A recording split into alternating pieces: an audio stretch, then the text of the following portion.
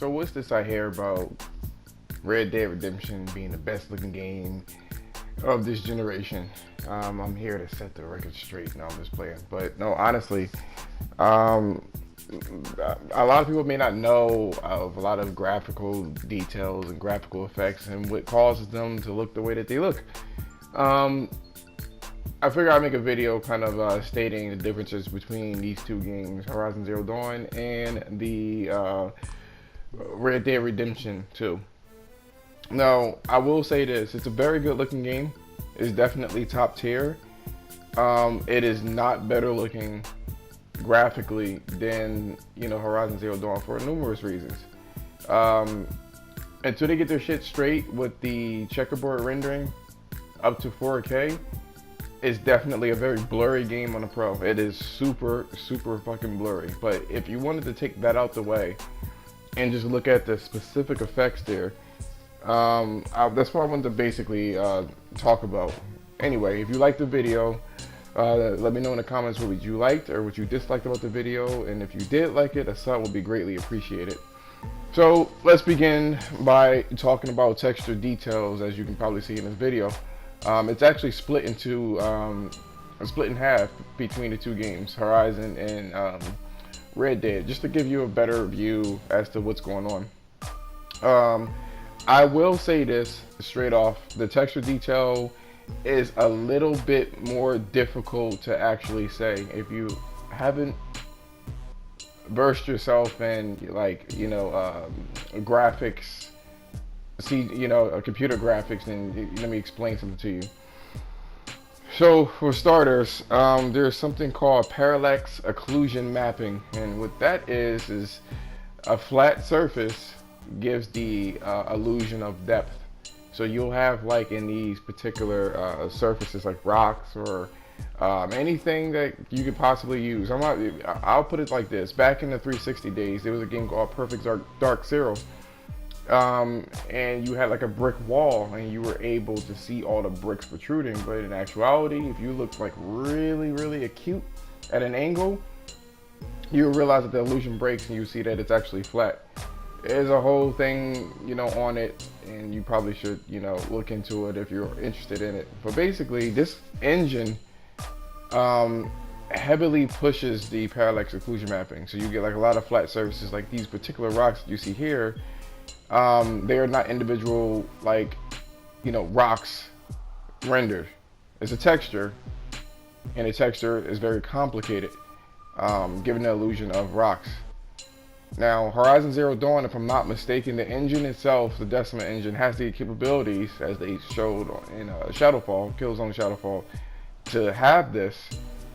They opted to have real geometry, and what that means is that there's actual shapes. Geometry are like shapes that make up the game's world, whether it be characters, leaves, ground, whatever the case is. They're little triangles.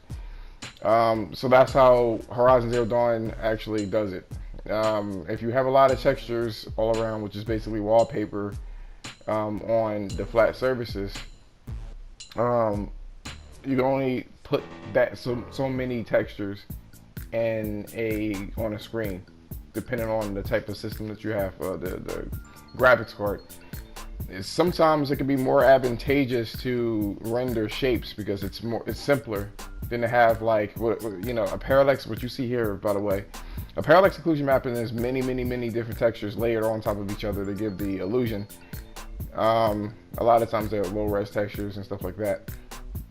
And in that particular regard, you don't want to keep stuffing textures and what we call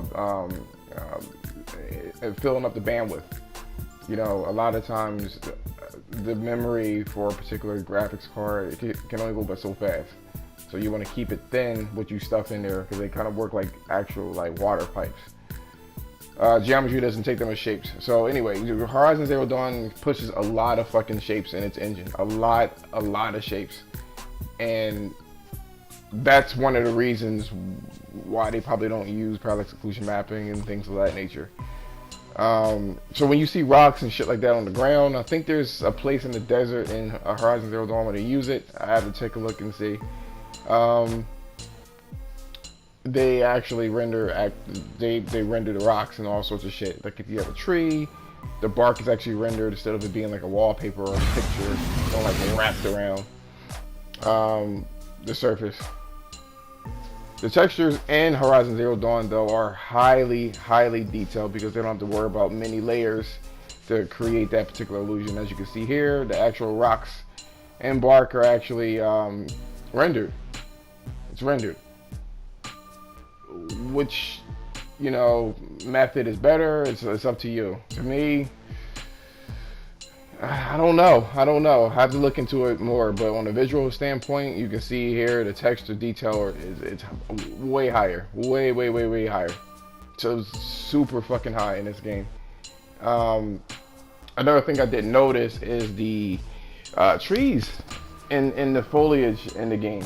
For both games, I noticed that Aloy has a select amount of foliage she can actually interact with. It relegates to the stealth grass, which you see here, the red grass. Everything else is not really interactable with her. It doesn't really it doesn't interact with her specifically. But it will interact with wind and any kind of shock wave created by, you know, concussion, arrows, or explosions and things of that nature.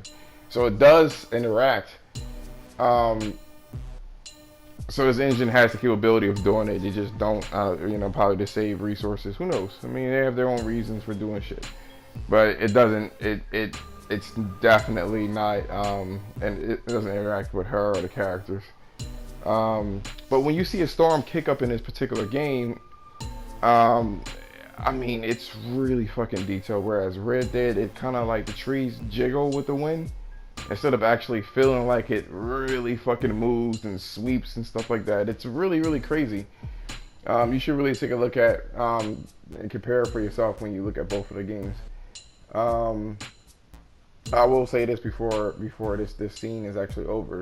The clouds in Horizon Zero Dawn is bar none. I've never seen anything like these clouds in this game. I've never seen anything like that before.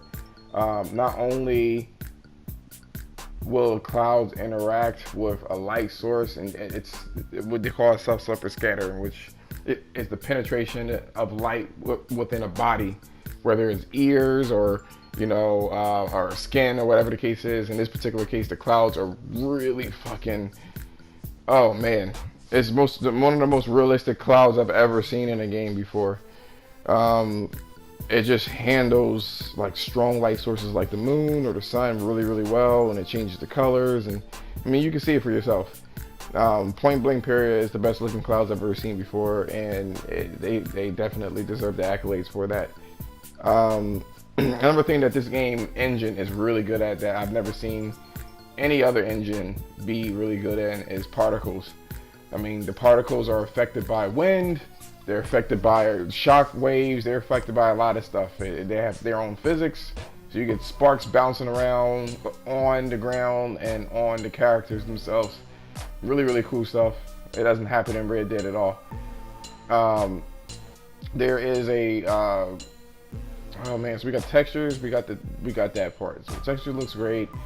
The clouds are better. The lighting is more cohesive.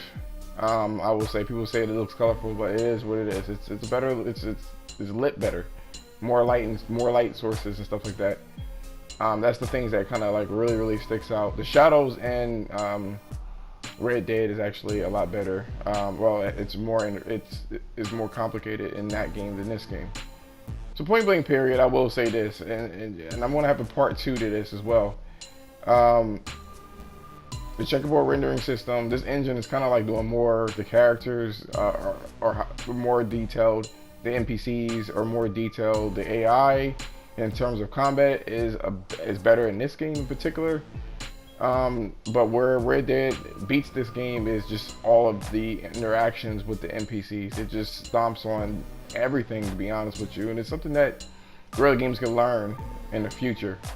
So this is my part 1. I'll go in a little bit more depth. I didn't know that I was going to run out of time like this, but let me know in the comments what you liked about the video, what you disliked about the video, and if you liked it, a sub would be greatly appreciated.